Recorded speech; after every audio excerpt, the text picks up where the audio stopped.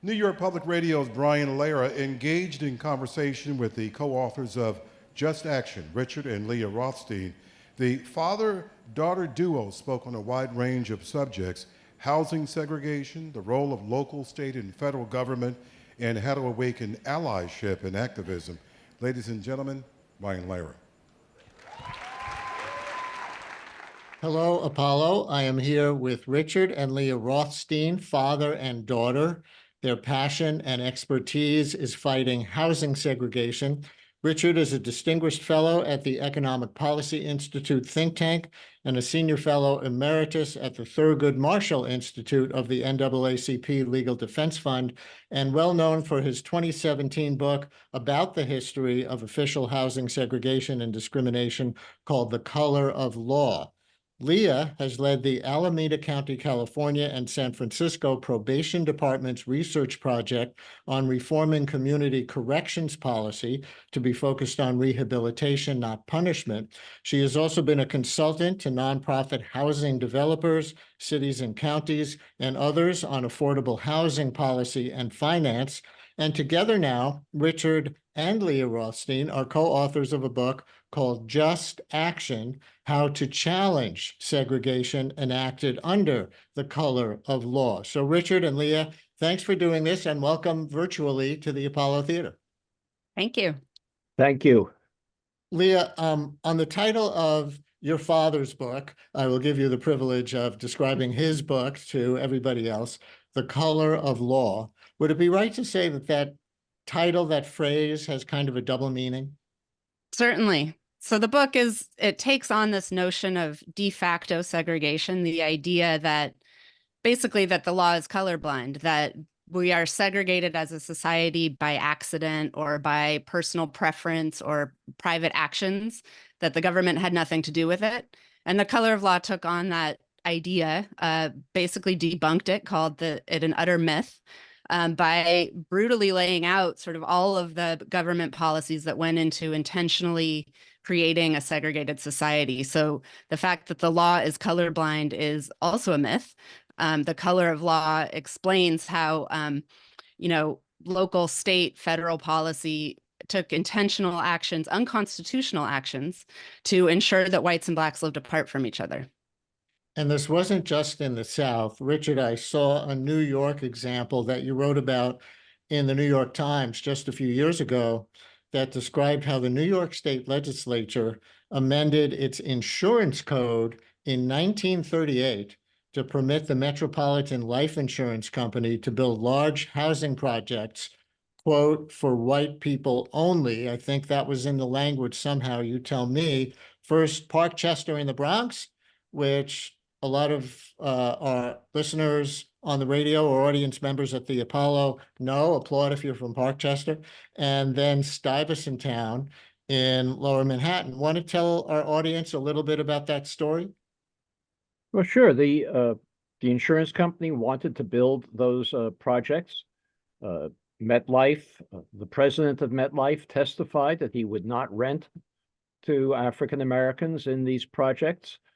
But in order to go ahead with the projects on that basis, or on any basis really, he needed authorization from the state legislature. He needed city involvement. As you know, in a project like that, you need to condemn land. There needs to be lots of involvement on the city to permit such a project to go forward and to allow it to assemble the land. So this was not a private development in any meaningful sense. Without government participation and endorsement of a segregated, exclusive white community, neither of those projects could have gone forward. And that's a very small example of the kinds of policies that were followed all over the country to create segregation by government. Had the state legislature, had the city of New York followed their constitutional responsibilities, they would have had to insist that the MetLife rent apartments in those two projects on a non-discriminatory basis.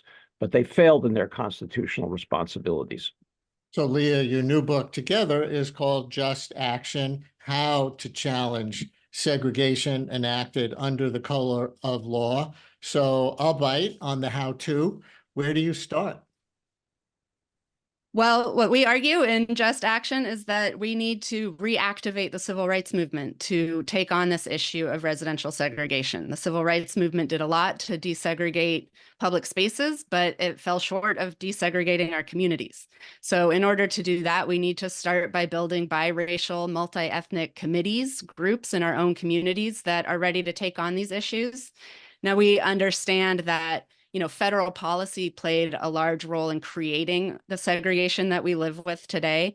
But once created, to a large extent, it's maintained and perpetuated by local policies. So these biracial multi-ethnic groups, once they're formed, there's a lot they can do in their own communities, challenging local policies, adopting local programs, pressuring local institutions and corporations to live up to their obligations to remedy the segregation they helped to create. So the book Just Action that we wrote has dozens and dozens of examples of these local actions and policies that groups can take on. They fall into two main categories: those that are concerned with increasing investments in lower income segregated African American communities, and those that are concerned with opening up exclusive, expensive, predominantly white communities to more diverse residents. All of these strategies are essential. And Richard, I know you've written extensively on segregation in education as well. And here in New York, I'm not sure under Mayor Adams, you can comment on the current administration if you want, but under Mayor de Blasio, he used to say he wouldn't do much explicitly about segregated schools because segregated schools are basically a function of segregated housing, where kids live. So he wanted to focus on that and hoped it would trickle down to school desegregation. I wonder how much you would agree or disagree with that as a tactic. Well, I fully agree with that. That is the primary reason that we have segregated schools, is because of segregated neighborhoods. It's actually a little bit less true in Manhattan and other densely populated areas of New York City, where you actually can draw school attendance boundaries in a way that would create more neighborhood schools that were not segregated. But in much of the country, that's not possible. In almost all of the country, that's not possible. You'd have to subject children to long bus rides away from home, take away the ability of parents to participate in their local schools, in the schools that their children attend. If you did that, what we need are desegregation of neighborhoods so that schools can become diverse and not overwhelmed with concentrated poverty and concentrated disadvantage. This is actually how I came to write the book, The Color of Law. In 2007, the Supreme Court prohibited the school districts of Louisville and Seattle from embarking on a very token school desegregation plan because they recognized that school segregation was not advantageous to the achievement of Black children. And the Supreme Court prohibited them from doing it, and Chief Justice John Roberts wrote his opinion prohibiting this very token plan. It was a school choice plan. It wasn't mandatory. He wrote an opinion saying that the schools in Louisville and Seattle were segregated because the neighborhoods were segregated by private activity only. Government had no role in doing it. And I realized from my reading in the past that these were segregated by government. The example I gave in The Color of Law about Louisville is a white homeowner in a suburb of Louisville who sold a home to an African American in his community, and the state of Kentucky arrested, tried, convicted, and jailed with a 15-year jail sentence the white homeowner for sedition, for having sold a home to a Black family in a white neighborhood. And this was well known. This is no secret from Chief Justice John Roberts. The notion that government had nothing to do with the segregation of Louisville or Seattle is mendacious. You know, there's an old saying, I think it's actually an African proverb that goes, not to know is bad, not to want to know is worse. And I wonder if there's something, Leah, in that concept that can be used to help build the allyship that you've been talking about.